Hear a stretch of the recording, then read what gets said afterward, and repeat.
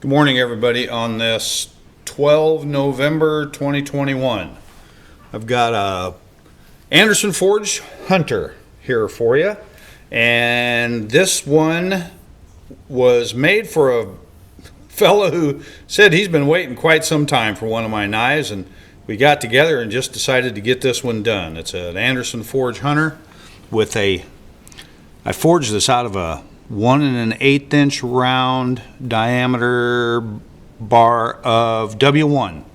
And it's clay processed for hamon. Got a 416 guard and what I call a utility grade desert ironwood.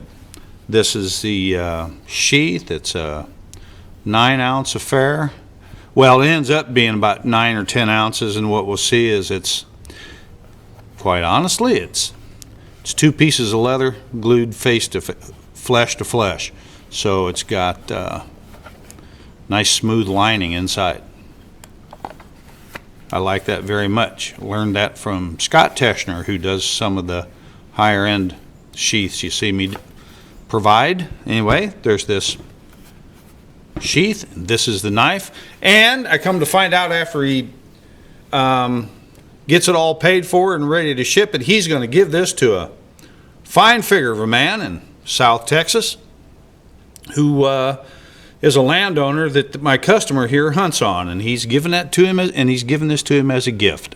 Pretty sweet. So I hope this gets some. I was going to point out I keep belt loop kind of low sometimes, so if you were to wear this riding on a horse, it's gonna sit up high because of the lower belt loop. It varies on where I put them. So anyway, if this ends up out on a horse somewhere, so be it. So this is a takedown. This has got my utility takedown assembly. We'll do a quick takedown on it. No reason not to. I can get this thing boxed up. And I always say this is not a lug nut on an F-250, so there's no reason when we tighten things up for it to be any tighter than is necessary than just to keep it together. So the guy in Texas is gonna, and the landowners are gonna get this. So this is for him because he's probably not familiar with me, and he's gonna get to see this video. I have removed this finial. I'm gonna hold this in my working hand with the cutting edge toward me.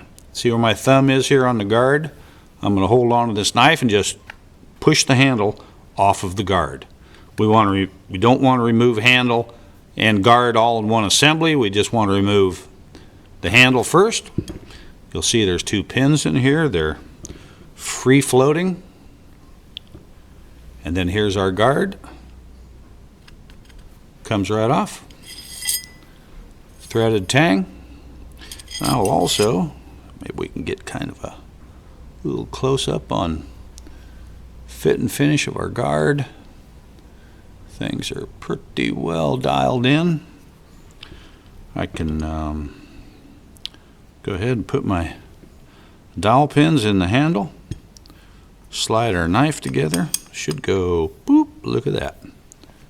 With no finial in, we're still nice, good and tight. Pretty much a 0 tolerance fit on this.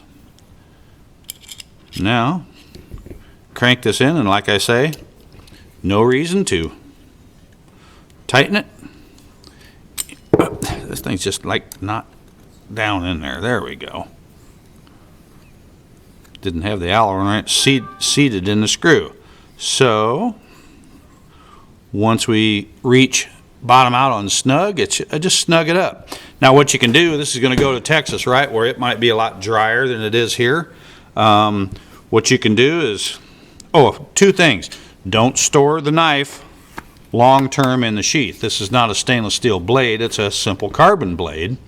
And there are chemicals used in leather that may or may not be friendly with just carbon steel. So wipe it down with a little oil, a little rig. I use a rust inhibiting grease from Brownells, a little coating on that, and just store it like that. Okay? And then you may want, when you're not using it, just back that finial off, loosen it up a little bit, and that handle can move if it wants to move. When you're ready to go back into service, just tweak it snug and have a nice day. So anyway, that is Andersen Forge Hunter, Desert Ironwood, W1, and it's all good. So you guys take care, and don't forget, let's go, Brandon.